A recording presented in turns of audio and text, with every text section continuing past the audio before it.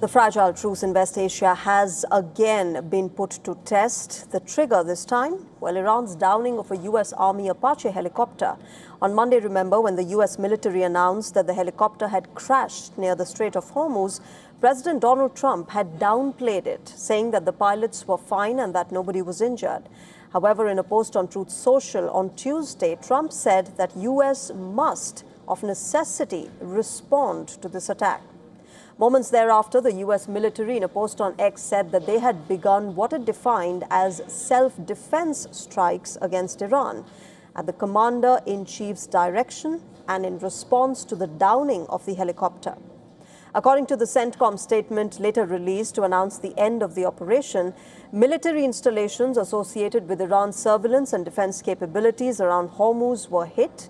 The targeted facilities included air defense systems, radar networks, and ground control stations.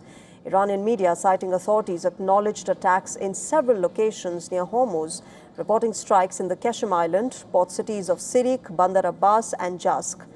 While Iranian media provided limited details about the extent of the damage, they reported that 2 water reservoirs were hit, disrupting water supplies in the nearby areas. Iran thereafter launched attacks in Bahrain and Kuwait, which both sounded alerts and fired defenses in response. Iran has also said that it targeted an air base in Jordan hosting American forces. Jordan said that it shot down 5 missiles from Iran.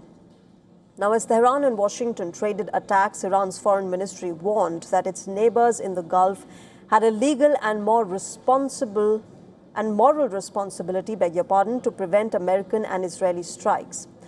Hours before the U.S. struck Iran and triggered a tit-for-tat exchange of fire, President Trump had expressed optimism over the negotiations, but he did not say why there was reason for that optimism.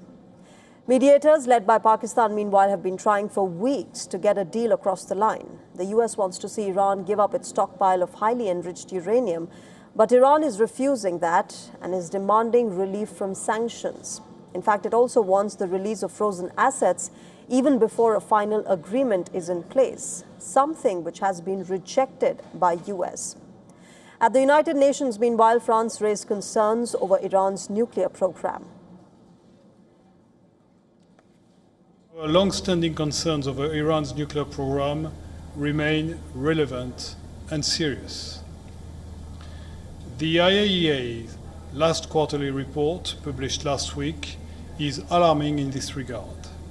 It reiterates that Iran is the only state without nuclear weapons to enrich uranium up to 60%.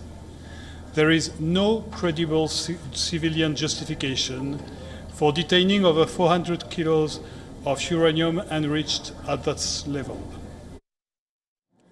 China's ambassador to the UN, however, warned that any threat of force will push Iranian nuclear issue into dangerous abyss. Under the current circumstances, the Security Council should play a constructive role rather than blindly pushing for sanctions and exerting pressure on Iran, and it certainly must not become a tool for individual countries to advance their own political agendas.